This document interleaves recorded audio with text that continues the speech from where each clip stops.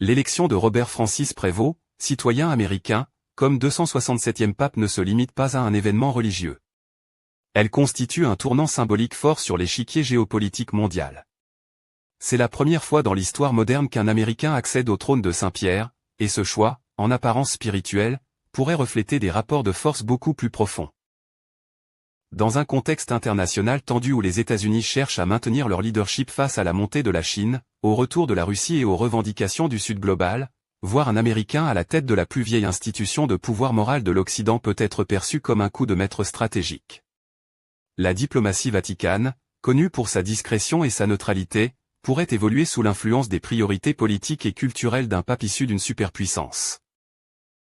Cette élection pourrait aussi provoquer des tensions ou des repositionnements subtils dans les relations du Saint-Siège avec des zones sensibles comme le Proche-Orient, l'Afrique ou même l'Amérique latine, où les enjeux de souveraineté, de développement et d'influence religieuse sont particulièrement vifs.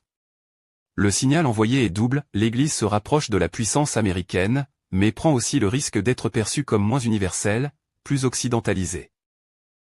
Enfin, sur le plan symbolique, cette élection fait l'écho aux déclarations récentes de Donald Trump qui promettait une grande annonce pour les États-Unis.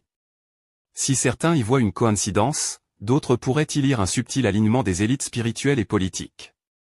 Une forme de soft power discret, mais efficace, à l'image de ce que fut jadis l'influence du Vatican sur l'ordre mondial.